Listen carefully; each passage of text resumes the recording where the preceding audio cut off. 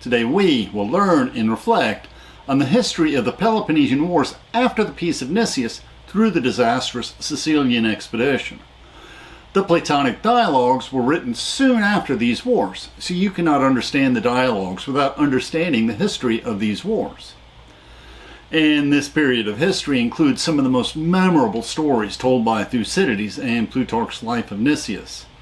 This history includes the inevitable failure of the Peace of Nicias, and some of the many conflicts between Athens and Sparta and Argos and Corinth and Thebes kept the Peace of Nicias from being a truly peaceful time.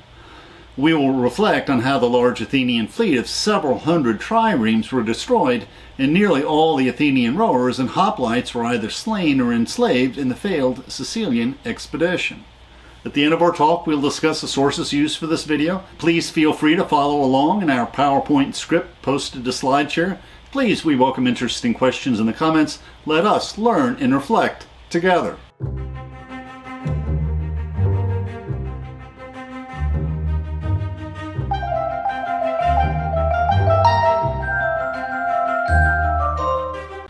This is one of many videos where we examine both the history of the Peloponnesian Wars and Plutarch's lives of noble Greeks for the key leaders in the war. Sparta and her allies became concerned and suspicious as the Athenian Empire grew in power and influence. Conflicts between Athens and the Spartan allies led to the start of the Peloponnesian Wars under the Athenian general and statesman Pericles, who had also helped found the radical democracy of Athens. Both Sparta and Athens tired of the constant warfare, and the Athenians had captured Spartan hoplites who were members of the leading families of Sparta, so Sparta was eager for an exchange of prisoners of war. After the leaders who were eager to continue the war, and those are the demagogue Cleon of Athens and the general Brasidas of Sparta, after they both died in the Battle of Amphipolis, Nicias was able to negotiate a peace that held for 6 years between Athens and Sparta, which is called the Peace of Nicias. In this current video, we examine the history of the Peloponnesian Wars from the Peace of Nicias through the disastrous Sicilian Expedition, where the Athenian fleet and forces were wiped out, and how that led to the resumption of the Peloponnesian Wars. The Peace of Nicias would somewhat hold for 6 or 7 years. It was negotiated between Nicias, an Athenian aristocrat who, like Cimon before him, sought to reconcile with the Spartans. Nicias negotiated the peace with King Pleistoanax, who'd been exiled from Sparta for 20 years for negotiating the previous 30-year peace with Athens before the outbreak of the Peloponnesian Wars. Professor Kenneth Harrell of the Teaching Companies posits that this peace had limited support in both city-states, and that it was more of a treaty between two leaders and their supporters, accepted by a populace that was weary of war. And these are the terms of the Peace of Nicias. The prisoners of war were exchanged. This was crucial to the Spartans because of the 300 hoplites captured on the island of Sphacteria, near the Athenian base of Pylos. And Sparta recognized the Athenian Empire, with Spartan abandoning the quest to free the Greeks. Now both Athens and Sparta were free to deal with their allies as they wished, and most of the territories captured in the war would be restored to their previous hegemons. The war between Athens and Sparta was only the main conflict. Wrapped up in the Peloponnesian Wars was a host of other localized alliances and conflicts, and the Peace of Nicias was doomed in part because the negotiation ignored the issues that were important to Sparta's allies. Although the members of the Athenian Empire were subservient to Athens, the allies of Sparta were independent and sometimes very troublesome. In particular, the 30 Years' Peace Sparta had signed with its western neighbor Argos was about to expire, and Argos was making territorial demands, threatening to ally with Athens. And these are some of the main alliances and conflicts during the Peloponnesian War. Of course, we have the conflicts between Sparta and Athens. Conflicts occurred when Athens sought to extend the Athenian Empire past the Aegean Sea, where it struggled to wrest the Greek colonies of Ionia from Persian control. And between Corinth and Athens, Corinth was also a naval power, and she lost control over several of her colonies in conflicts with Athens. There's also the conflict between Argos and Sparta. Argos was located in the Peloponnese, and Argos was a radical democracy. Argos long sought to usurp the leadership of the Peloponnese from Sparta, unsuccessfully. And we have Thebes and Boeotia. Thebes and Corinth were the leading city-states after Athens and Sparta. Thebes formed a coalition of states in central Greece, or Boeotia, and later defeated Sparta in the wars after the Peloponnesian Wars. And there was conflicts between Mytilene and the lesser city-states on the island of Lesbos, and other islands had similar conflicts between the cities, and that includes Syracuse and the lesser Greek city-states of Sicily. This was in the Spartan sphere of influence, and these city-states had to also contend with the Carthaginians in current-day Libya and native city-states, and there was successful Athenian action in Sicily prior to the disastrous Sicilian Expedition. Thucydides remembers, Argos had refused to renew her treaty with Sparta. Now the Spartan view was this: if an alliance between Sparta and Athens could be negotiated, Argos, without Athenian aid, would no longer be a menace, and if the rest of the Peloponnese had been tempted to join Athens, this alliance would make them quiet. Discussions took place with the Athenian representatives on the spot. Agreement was reached, and oaths were exchanged ratifying an alliance lasting 50 years between Athens and Sparta, signaling to the members of the Peloponnesian League that they should not oppose the peace. And this alliance bound both states to assist if the other was invaded, and Athens promised to put down any Helot slave rebellion against Sparta. So rather than reassuring her allies who were reluctant to accept the Peace of Nicias, Sparta instead sought to bully her allies into submission by becoming an ally of Athens. Now, did Sparta really expect her allied Greek city-states to humbly submit to her great power? Which leads us to the conclusion that the Peace of Nicias was not really all that peaceful. Did the Peace of Nicias have a chance? This editorializing by Thucydides gives us a glimpse of how he viewed the political situation. As time went on, the Spartans lost the confidence of the Athenians because they failed to carry out some of the terms of the treaty, although Sparta did attempt to browbeat her allies into acknowledging the treaty provisions.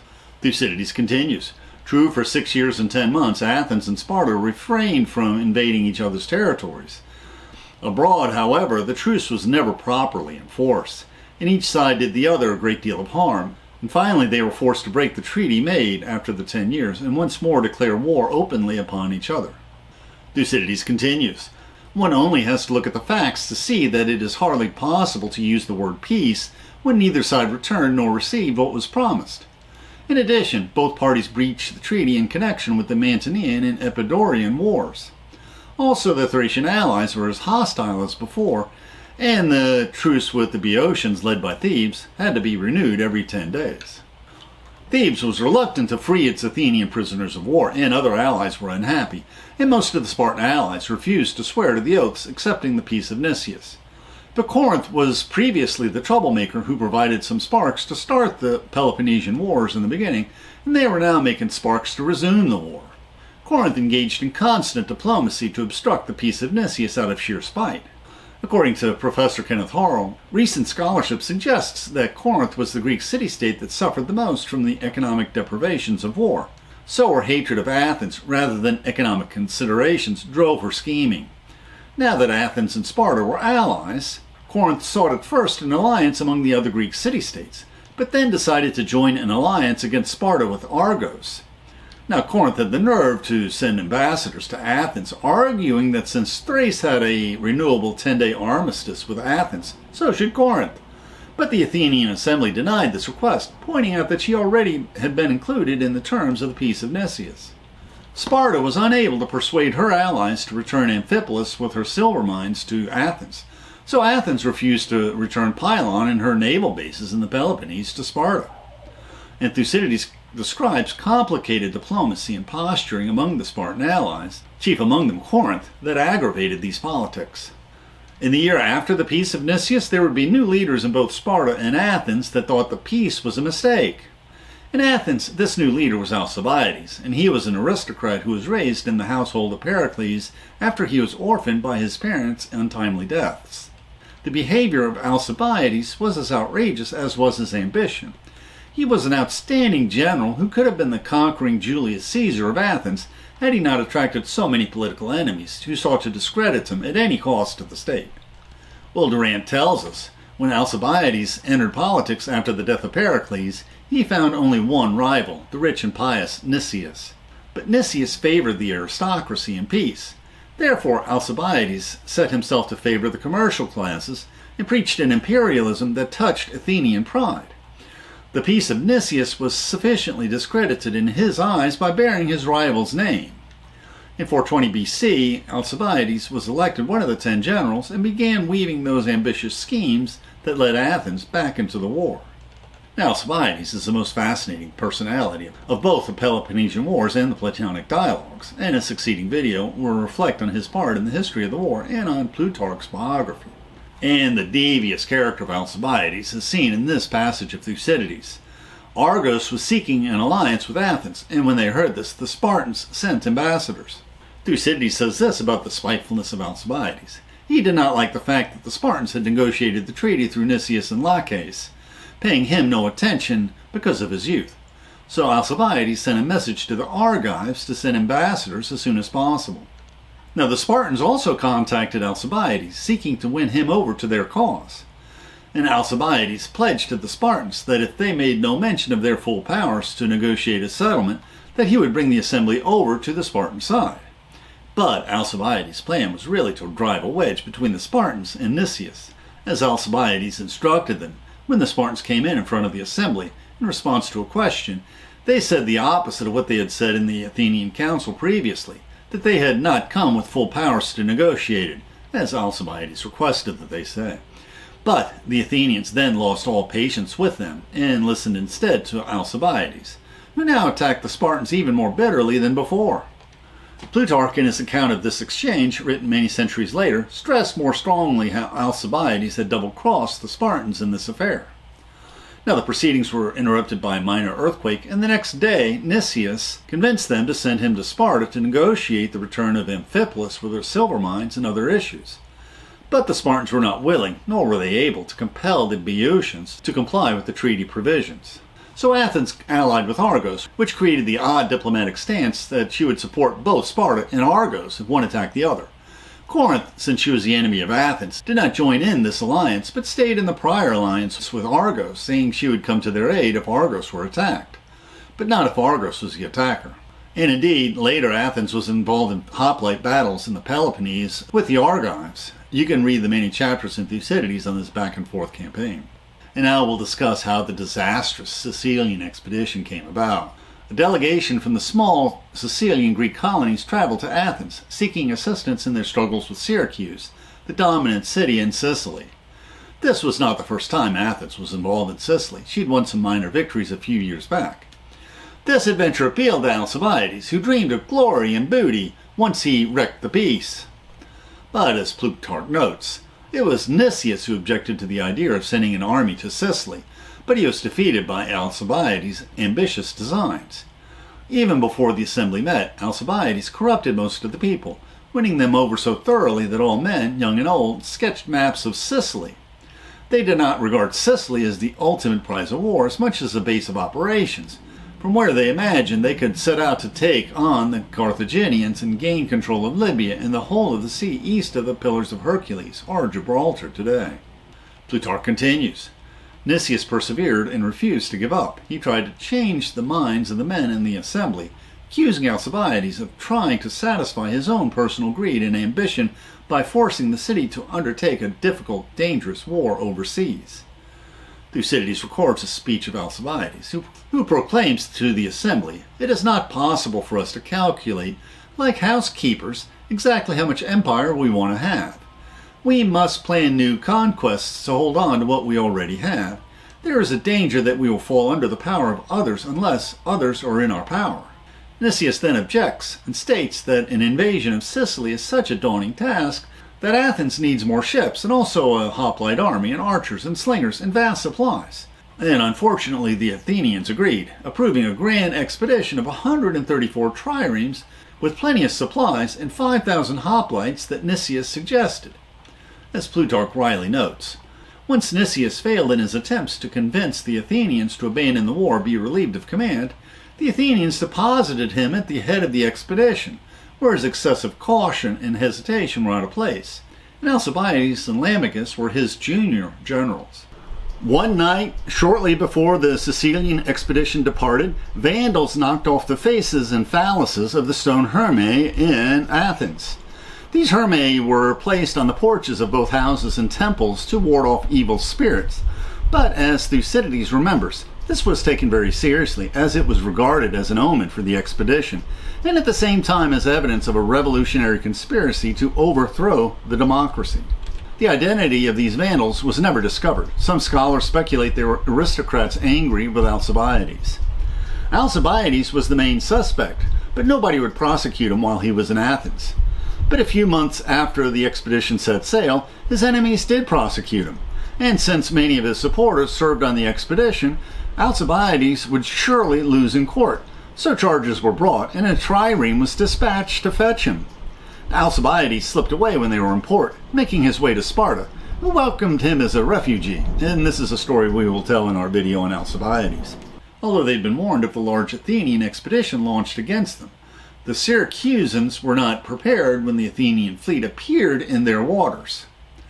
Syracuse was as large a city as was Athens, but if Nicias had not been so cautious, wasting so much time sailing around Sicily to intimidate the Sicilians, but had rather landed and attacked vigorously, the Athenians likely would have been triumphant.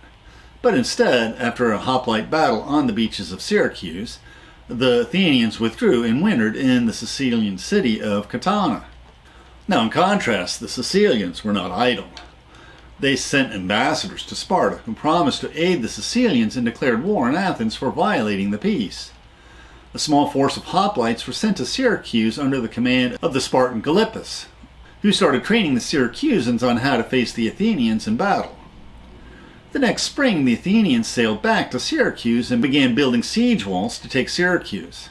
Then Lamachus was killed in battle, and Nicias was now the only general in charge, which meant that all momentum was lost, and morale plummeted, and the Syracusans started building a counterwall to prevent the siege. They took control of the heights, and they threatened to trap the Athenian fleet.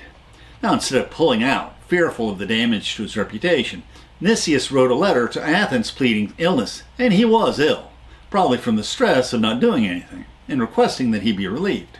And the Athenians sent reinforcements that next spring. The Syracusans won a number of battles, but they were surprised when, as Plutarch tells us, the Athenian general Demosthenes appeared off the harbors in a magnificent show of strength which dismayed the enemy.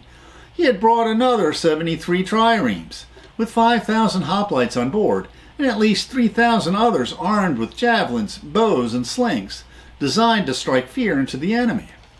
However, these reinforcements did not cheer Nicias up for long. At their first meeting, Demosthenes argued for engaging the enemy immediately, for them to risk all in a battle as soon as possible, and either take Syracuse or sail back to Athens. Now Nicias, being Nicias, preferred delay, but Demosthenes risked a night attack on the heights. Now, in his other actions, Demosthenes had conducted several very successful night attacks. Perhaps had the Athenian forces not lost their initiative over these years of inaction, they would have succeeded. But now their momentum was lost, and there was heavy fighting and much confusion, and many Athenians fell off the cliffs to their deaths.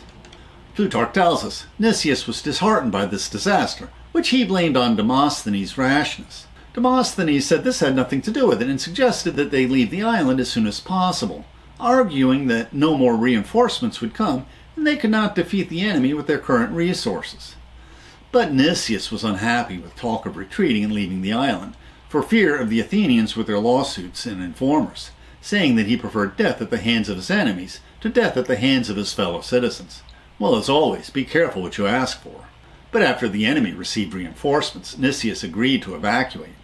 But as Plutarch tells us, when everything was ready for this evacuation, and the enemy was completely off guard, there was a lunar eclipse.